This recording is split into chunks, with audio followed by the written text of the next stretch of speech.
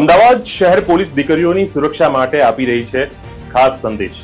તો આવો આપણે સૌ મળીને તેને અનુસરીએ અને નવરાત્રીમાં મહિલાઓને સલામતી આપીએ, કારણ કે માતાજીની ઉપાસનાના આ પર્વમાં આપણી આસપાસની બહેન દીકરીઓની સુરક્ષાની જવાબદારી આપણી છે. નવરાત્રીમાં કોઈ અજાણ્યા માણસો સાથે મિત્રતા કરવી નહીં. કોઈ અજાણ્યા માણસો જો તમને કોઈ કોલ્ડ ડ્રિંક્સ, ઠંડા પીણા કે પાણી અથવા કોઈ ખાદ્ય સામગ્રી આપે છે તો એને ક્યારેય લેવું નહીં કે ખાવું નહીં. અને આ ઉપરાંત જો તમને કોઈ અવાવરું જગ્યામાં કોઈ અજાણી વ્યક્તિ લઈ જાય છે તો તેમની સાથે ક્યારેય જવું નહીં. તમે જે સ્થળે ગરબા રમવા જાઓ છો એ જગ્યાનું લોકેશન તેમજ તમે જે મિત્રો સાથે જાઓ છો એનું નામ અને મોબાઈલ નંબર તમારા પરિવારને જાણ કરશો. તેમજ તમારા મોબાઈલનું લોકેશન હંમેશા ચાલુ રાખશો. સોશિયલ મીડિયા દ્વારા પરિચિતમાં આવેલી વ્યક્તિને મળતા પહેલા સતર્કતા રાખો. આવી વ્યક્તિ તમારું ફેક આઈડી બનાવીને મિત્રતા કેળવવાના બહાને તમને મળવા બોલાવે છે તો આવી વ્યક્તિ તમને નુકસાન પણ પહોંચાડી શકે છે. નવરાત્રી એ માતાજીની ઉપાસનાનો તહેવાર છે અને મહિલાની સુરક્ષા એ આપણા સૌની જવાબદારી છે.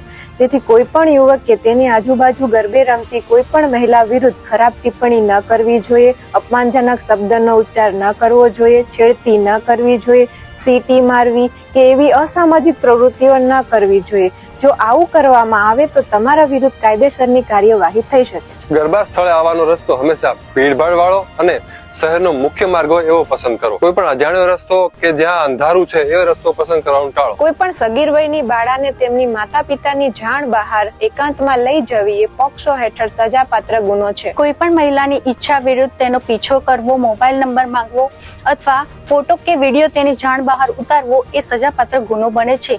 જો આવું કૃત્ય કરવામાં આવે તો તાત્કાલિક પોલીસનો સંપર્ક સાધવો. નવરાત્રી દરમિયાન અજાણ્યા વ્યક્તિની લિફ્ટ આપવાનું કે લિફ્ટ લેવાનું ટાળશો. કોઈ વાહન મેળવવા મુશ્કેલી જણાય તો પોલીસનો સંપર્ક કરશો.